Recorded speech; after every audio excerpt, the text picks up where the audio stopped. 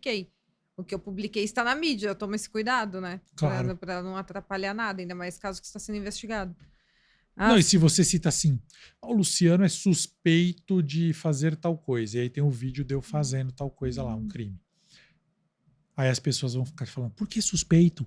Ele tá é fazendo no desse vídeo. jeito Aí mesmo. você fala, mas é que enquanto o juiz não bateu o martelo, tem que falar suspeito, senão É, você se ferra. Senão os exatamente. caras te Aí processam. fala que a gente tá passando pano. Isso Não, pelo amor acontece, de isso Deus. acontece mesmo. Meu Deus. É, mas as pessoas têm muita imaginação e sempre vai ter uma pessoa que vai se ofender com alguma coisa na internet. Sempre, sempre. Ai, você não pode Sete além é generalizar. todo dia. Eu printo. Tantas pessoas me chamando de você tá inventando, você tá alcoolizado, ou a pessoa tava. Eu vou printando para fazer um vídeo no fim do ano de haters. Ai, muito Melhor bom, coisa, muito melhor bom. coisa. Agora, só pra fechar, eu queria que você contasse pra gente a família que foi filmada em Sete Além. Como que é essa do VHS? Ah, não, essa daí ela é. Na verdade, ela foi filmada nessa dimensão, só que eles estavam em Sete Além, não é isso? Essa daí eu vou deixar você concluir. Essa conclusão é boa. Não, não dá para saber. Tá. Uma moça que trabalha com TI que me mandou, Tecnologia Será da que fui Informação. eu? Já trabalhei com TI. Ah, é? Pô, bacana. Eu trabalhei em várias consultorias de TI também, assim, praticamente em todas grandes aqui de São Paulo. Eu também trabalhei em várias aqui de São Paulo, várias. E agora eu pus o meu maior para trabalhar nisso aí também. Ela era novinha, mocinha, e ela bem criança, na verdade, 10 anos, um pouco menos. E o pai dela trabalhava viajando no país inteiro. Então o pai dela mudava de casa e tinha que levar a família. Então era 2, 3 vezes por ano mudava de casa. Então ela nunca se fixava. Isso é anos 80. Então hoje em dia já é meio complicado isso. Hoje em dia meio que pegam no pé da pessoa porque a criança tem que ficar constante ali numa escola. Tem que seguir uma rotina, né? Mas naquela época não era assim. Naquela época, se você quisesse tirar a criança da escola, ninguém ligava. Era bem assim mesmo. Eu tenho uma experiência de uma pessoa da minha família que a mãe simplesmente tirava da escola e ela ficava um ano sem estudar, assim, mas anos 80. Mas enfim, essa garota, ela ficava viajando até que um dia ela foi para Minas Gerais. A família dela mudou para uma cidade perto de Belo Horizonte. E lá ela adorou aquela rua por causa de uma família do fim da rua que tratou eles muito bem. Era pai, mãe e filha. E a filha era da idade dela. Então ela se deu muito bem com essa família. A mãe dela se deu muito bem com a mãe e o pai também se deu muito bem com o pai e a mãe. Todo mundo se deu bem. Em compensação, todo mundo da rua detestava eles. Tratava mal. Então ela falava que ela tinha lembrança da mãe dela cumprimentar a vizinha virar a cara. Todo mundo virava a cara para ela, exceto os vizinhos do final da rua. Ela não queria nem saber. Ela era pequena, ficou super amiga da menina. E o pai tinha uma VHS, uma camerona lá de por fita. E o pai filmava as duas brincando e tal. E foi aquela vida de curto tempo, mas bem feliz. Até teve o aniversário dessa vizinha. No aniversário, o pai foi lá e filmou as meninas brincando, a mãe cantando parabéns, filmou as meninas brincando. Só que, infelizmente, o pai teve que mudar de novo. E o pai gostou tanto dessa família e desse bairro que pediu na empresa para ficar, mas a empresa falou, não vai ficar, tem que mudar. E ele mudou. Isso foi nos anos 80. E ela mandou para mim o relato hoje em dia, falando assim, poxa, era um momento muito feliz e bom da minha vida. E hoje, eu trabalhando com TI, eu também viajo muito. Eu fiquei alocada num cliente em Minas Gerais, em Belo Horizonte. E na primeira semana, eu trabalhei muito de segunda a sexta, no sábado eu fiquei num hotel. Aí eu falei, quer saber? Não tenho o que fazer aqui, tem um carro da empresa, vou naquela cidade para ver como é que tá a minha casa, que eu morei e fui tão feliz, quem sabe até encontrar a casa da minha amiguinha. E ela foi. Chegou lá, para a infelicidade dela, a casa onde ela morou com a família tinha sido derrubada. Ela até conversou com um cara, o cara falou, fizeram um estacionamento aqui. Mas eu lembro que tinha uma casa, vocês que moraram, né? Ah, tá, mas agora é um...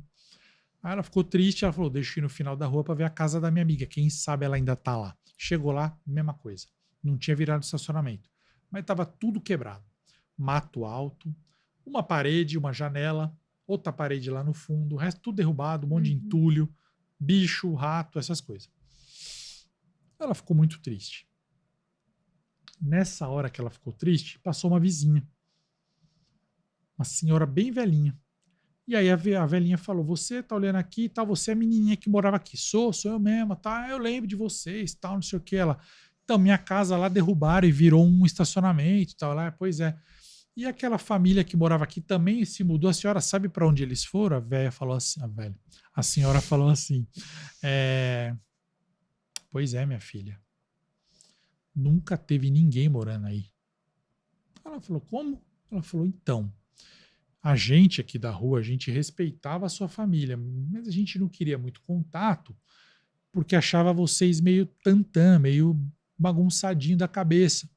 Porque vocês ficavam vindo aqui nesse terreno baldio desse jeito que tá, que aquela parede nunca mudou nesses últimos anos. Vocês ficavam interagindo aqui. Então a gente achava vocês esquisitos. Mas nunca teve família aqui. Ela, imagina, teve sim, a minha amiga, o amigo do meu pai e tal, a senhora tal, ela era assim, a minha amiga era assado. A velha falou, não tinha. Ela falou, beleza, tal, deve ser senil, deixa quieto, foi embora. Ela esqueceu dessa história. Pra você ver como é real, não é que ela ficou, que tipo filme de Hollywood, deixa eu investigar. Não, ela Deixou pra lá. deixou pra lá. Deixou que a mulher não sabia o que tava falando. Cara, pra você ter uma ideia, isso aí foi em março. Agosto, dia dos pais, ela foi visitar o pai dela e a mãe dela na casa deles. A irmã dela, tinha uma irmã já, que era bem mais nova que ela, juntou todo mundo lá, ficaram festejando. Bolo, não sei o que. Aí ela falou assim, gente, eu fui para BH e aproveitei para visitar a cidadezinha. E eu vi a nossa casa, foi derrubada. Virou estacionamento. Aí o pai falou, e a mãe? Pô, e aí a família lá, tá lá ainda? Então, não tá, mudaram. Inclusive, teve uma velhinha lá que falou que eles nunca existiram. Ela disse que quando ela falou isso pros pais, os pais, imagina, mas ela percebeu que eles se sentiram mal. E ela se sentiu mal também. Como assim? Aquela ideia era ridícula de não existir ninguém, mas ao mesmo tempo, será que era tão ridícula? O pai se sentiu estranho. Aí a mãe falou assim, que isso, você gravou várias fitas ali daquela época, pega lá pra gente ver. Ela até brinca lá comigo no relato, que ela fala assim, Luciano, meu pai não só pegou aquela fita daquela época, como ele pegou fita da minha formatura, porque pai é pai, né? Pegou fita que não tinha nada a ver, de vários aniversários meu, e ele queria pôr, e era dia dos pais, a gente deixou. Ele pôs umas fitas velhas lá pra gente ver, e a gente, não, pai, pula logo pra fita lá daquela cidadezinha. E ele pôs. E realmente, pro pavor dela e da família dela, a imagem é exatamente assim. Ela, a menina, a mulher na época que era menina, no meio do mato alto, de mão dada com nada, brincando de rodinha com nada. Meu Deus. Toda felizinha. E o pai vai fazendo um traveling com a câmera e filma a esposa dele, onde ele tinha visto uma mesa de parabéns, ele vê a esposa dele atrás de um monte de entulho cantando parabéns por nada. Que isso? E ele fazendo uns comentários. Ah, que legal, olha lá, olha elas brincando, vai lá, fulano. Ah, que legal, não sei o quê, vou querer um brigadeiro, tal, naquele terreno bizarro. Nossa, que história. Eu nunca teorizei isso como sete além. Eu sempre teorizei, não sei o que é. Se é espírito, se é, não sei. Pode ser outra dimensão, pode ser que eles acessaram, sei lá. Eu não sou bom nisso de teorizar, porque eu consigo teorizar tanta coisa que acaba não tendo nem sentido mais. Mas amigos nossos, como o próprio Daniel Pires, ele fala, não, isso é sete além sim, Luciano, pô, com certeza.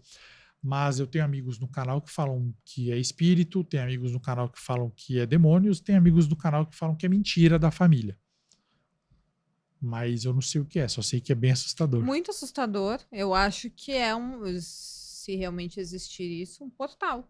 Só pode ser um portal para uma outra realidade, porque o espírito, você vê o espírito, você não vê uma casa feita.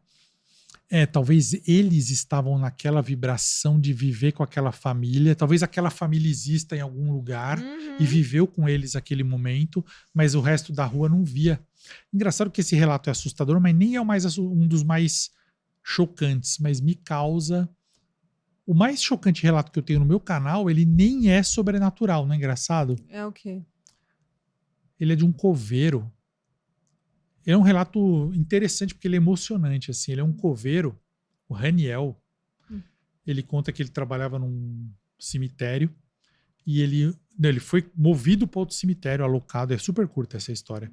E ele foi alocado nesse novo cemitério e ele estava lá e do nada, no meio da tarde, ele olha e ele vê uma mulher toda de preto, assim, viúva mesmo, estilo viúva, chorando num túmulo. Aí ele fica, meu Deus, assombração. Aí ele sai meio de fora. Semana seguinte ele vê de novo, ele fala, é assombração. Aí ele dá a volta, ela não vê mais ela, mas ele vê ali uma flor. Ele fala, não é assombração, ela deve ter ido embora, porque a assombração não deixa flor. Uhum. Quando ela vier de novo, eu vou enfrentar. E aí, ele vê de novo. Só que tem um detalhe. A mulher estava chorando por um túmulo que não tinha nome. O único túmulo no cemitério que não tinha nome. Tinha lápide, túmulo, pedra tumular, tudo certinho, mas não tinha nome ali. Branco, pintadinho. E a mulher ficava chorando lá.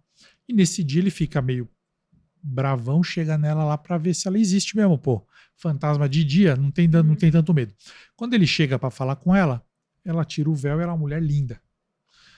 E aí ele fala, tal, pô, você é parente aqui, tal. Ele pega amizade com essa mulher, a mulher vai tomar um café com ele e ela fala: eu sou solitária, eu trabalho com call center na minha casa, eu não tenho família, não tenho amigos, não tenho namorado, não tenho ninguém, sou sozinha na minha vida. E eu descobri esse túmulo aqui de alguém que também esqueceram de pôr o nome. Então eu penso que essa pessoa também não teve ninguém, igual eu.